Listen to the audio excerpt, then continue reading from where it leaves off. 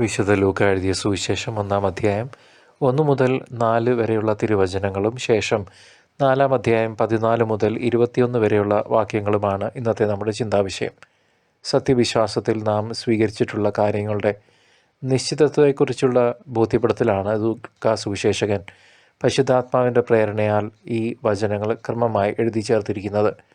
ചരിത്രപരമായ കൃത്യതയോടെ ക്രിസ്തു രഹസ്യങ്ങളെ അവതരിപ്പിക്കുന്നതിലൂടെ നമ്മുടെ വിശ്വാസം വെറുമൊരു കഥയല്ല, മറിച്ച് ഉറപ്പുള്ള സത്യമാണെന്ന് സഭ നമ്മെ ഓർമ്മിപ്പിക്കുന്നു.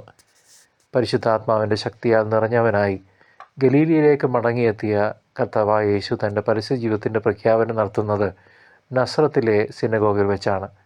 പ്രവാചകനായ യേശയ്യായുടെ പുസ്തകം കയ്യിലെടുത്ത് കർത്താവിൻ്റെ ആത്മാവ് എൻ്റെ മേൽ ഉണ്ട് എന്ന് അവിടുന്ന് അരുളി ചെയ്യുമ്പോൾ വിമോചനത്തിൻ്റെ പുതിയൊരു യുഗം പിറക്കുകയായി.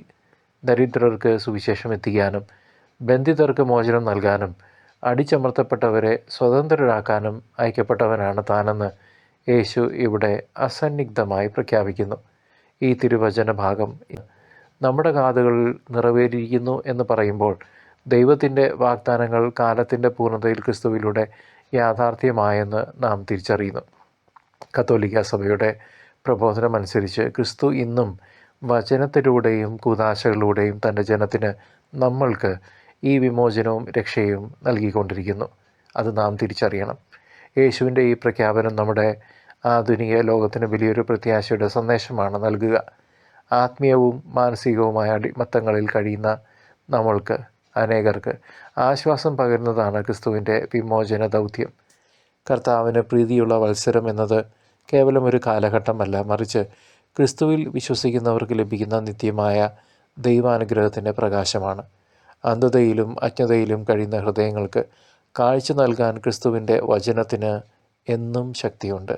സഭയുടെ മിഷനറി ദൗത്യം യേശുവിൻ്റെ ഈ പ്രഖ്യാപനത്തിൻ്റെ തുടർച്ചയാണെന്ന് നാം വിസ്മരിക്കരുത്. ഓരോ വിശ്വാസിയും പരിശുദ്ധാത്മാവിനാൽ അഭിഷേകം ചെയ്യപ്പെട്ടവരാണെന്നും ക്രിസ്തുവിൻ്റെ സാക്ഷികളാകാൻ വിളിക്കപ്പെട്ടവരാണെന്നും ലൂക്കാ സുവിശേഷകൻ നമ്മെ ഓർമ്മിപ്പിക്കുന്നു. നമ്മുടെ ജീവിത സാഹചര്യങ്ങളിൽ തളർന്നിരിക്കുമ്പോൾ ക്രിസ്തുവാകുന്ന സുവിശേഷം നമുക്ക് നവജീവനും കരുത്തും നൽകുന്നു.